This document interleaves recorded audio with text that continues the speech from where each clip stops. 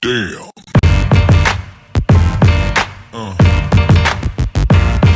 Yeah. Yeah. You know, sitting outside enjoying this wonderful evening. Come across this video that I'm watching Andrew Tate, and he's like, you know, telling these young guys how they should go about after a breakup. I find it interesting. Learn a thing or two. I think it's a positive note coming from him. Check it out. You can't sleep anymore. You're upset. She's running around with a new dude. You see her Instagram story. She's got some new guy. You're furious and you're angry and you're jealous and you're bitter. You have all of this inside of you, but you're not going to go to the gym and work hard and become so fantastically in shape and so rich and so powerful that no girl ever leaves you again. You're not going to do that. No. What are you going to do with it? Text her? Try and explain to her? She doesn't care. Like, you can write the most perfect English. You can write the most beautiful words ever constructed. Forget Shakespeare. You can do, it doesn't matter. She doesn't care. She just doesn't care. She's distracted. She forgot about you. She forgot about you. So what are you going to do with all of that inside of you if it's not positive? Well, it's going to consume you and you're going to end up self-destructive, or you're going to embarrass yourself, or you can take all of that and put yourself in a position where it never happens to you again. Those are the choices. So what's the most intelligent choice to make? Yeah. You know, I don't understand how many humans function in the world today. I don't get people who don't think like me. I don't understand it. I'm like, well, then how have you survived this long? Life is hard. Life is difficult. Maybe I've just been unlucky, which I don't believe in, but I've had so much trauma and bad events and negativity and stress and all these things that have happened to me.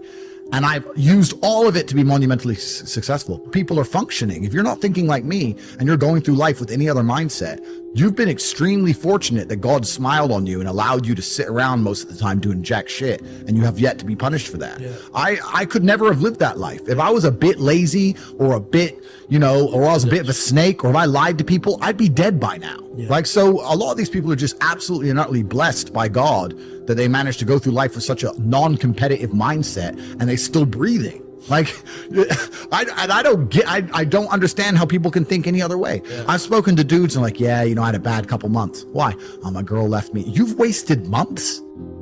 You've wasted months. Like, you had the, think of how much God loves you to have given you the grace and given you the opportunity to waste months of human time over some chick. Like, talk about blessed head to toe. If I waste months, empires are going to collapse. I'm going to end up in a cell or dead if I waste months. I have things to do every single day. I can't waste a second. Like, these people are just absolutely infinitely blessed. And their mindset is a product of that because they're spoiled children. Absolutely spoiled children. Because there's a whole bunch of people out here daily who fail. There are men out here who fail daily and they have yet to feel the true consequence for it. They fail to go to the gym when they know they should have gone to the gym. They fail because they forgot their keys and it took them 10 minutes to find them. They fail because they replied to a question they got sent on WhatsApp the wrong way. They fail because they didn't smile when they were supposed to. They didn't say please and thank you to that person who helped them. They fail because they didn't say hi to that girl who's looking at them out the corner of their eye. They just fail perpetually. They go through life missing every opportunity and just failing. And somehow we've built a society which is so soft and God is so giving and so graceful that they still have a place to eat and somewhere to sleep, and they're still surviving. That shows how nice God is. Yeah. Because before this society, truthfully, if you were that level of failure, you would be dead. Survival of the fittest. Survival of the fittest. And none of these men out here are fit. No. Their mindset isn't fit. Their reality isn't fit. They're failures. They're failures. Yeah. And they're just failing every single day. And they go, oh, but you know what? Tomorrow I'll go to the gym. Yeah. You've been failing your whole life. That's all you've done is fail. And then you sit and wonder why people like me absolutely and utterly outcompete you. It is so easy to become a top tier male in the world today because the competition is so ridiculously low. There are 2% killers like me, and everybody else Amateur. Head to toe amateur. They can't even pay attention to anything. They can't try anything. They're amateurs. And it's really mind-blowing to me because I've tried with all of my computational power to imagine having a mindset different to mine. And I just can't see a reality worth having. I can't see a reality worth living. I can't see how you're going to build a life worth experiencing if you have any other mindset. I've never seen somebody massively succeed and they didn't believe in themselves, ever. I've never seen somebody who just allows life to happen to them and become blown off course by some sadness, end up doing massively monumental and important things. I've never seen it.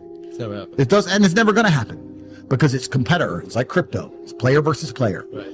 I can sit here right now at power. I can sit here right now and recall events that will prevent me from sleeping for 2 to 3 days. That gives me a superpower that other men do not have. They want to go to sleep. They're tired. I can stop being tired for days at a time. I can just have a thought. I can remember. I can sit, close my eyes, and use the power of my brain to vividly remember events, and I will not sleep for days.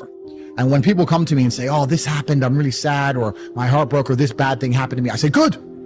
Thank the Lord that he's given you this endless source of motivation. You're wasting it. That's your problem. But it's been given to you. Nitrous oxide has been given to you. You just have to use it in the correct way. So I'm the luckiest man in the world because all the bad things that happened to me have given me all the building blocks to become the most fantastic man on the face of the planet.